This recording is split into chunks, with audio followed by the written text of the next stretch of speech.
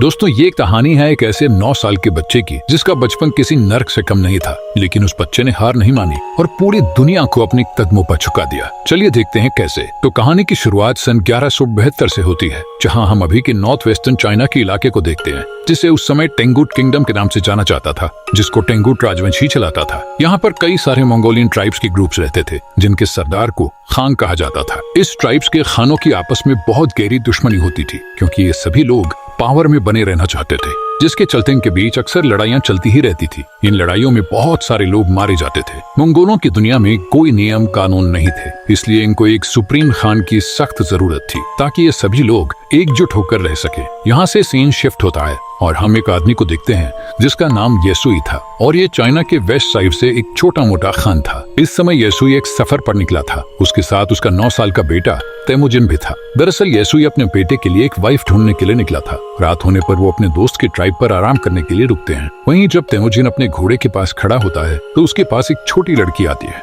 जिसका नाम बोटे था। वो उससे उसका नाम पूछती है और कहती है कि तुम यहाँ क्यों आए हो, जिस पर तेमुजिन उसे अपना नाम बताकर कहता है कि वो अपने फादर के साथ उसके लिए एक वाइफ ढूंढने के लिए आया है। तभी बोटे उससे कहती है कि तुम्हें मुझसे ही शादी करनी चाहिए। इतना कहते हुए वो वहाँ से चली जाती है। रात में जब तेमुजिन अपने फादर के पास बैठा होता है तो उसके फादर उसे कहते हैं कि मुझे तुम्हारे लिए एक ऐसी वाइफ चाहिए जो सबसे ताकतवर समुदाय से हो। तभी तेमुजिन अपने फादर से कहता है कि मैं खुद ही अपने लिए लड़की चूज करूंगा। तेमुजिन की जिद के बाद उसके फादर उसे अपने दोस्त की ट्राइब से किसी एक लड़की को चुनने की इजाजत दे देते हैं। अब सुबह होते ही तेमुजिन के फादर उस ट्राइब की सभी लड़कियों को लाइन में खड़ा करके उनके पैरों को गौर से देखते हैं, क्योंकि उनका मानना था कि एक स्ट्रॉन्ग लेग्स वाली लड़की ही अपने पति को खुश रख पाती है। इसके बाद तेमुजिन एक एक लड़की को देखता जाता है और लास्ट में वो बोटे को अपनी पत्नी चुनता है और उन दोनों की शादी हो जाती है। लेकिन शादी होने के बाद भी वो दोनों आने वाले 5 साल तक एक साथ नहीं रह सकते थे, क्योंकि ये उनकी ट्राइब्स का नियम था। अब तेमुजिन और उसके फादर का यहाँ से जाने का समय हो जाता है, लेकिन जाने से पहले तेमुजिन बोटे को एक नेकलेस गिफ्ट करता हुआ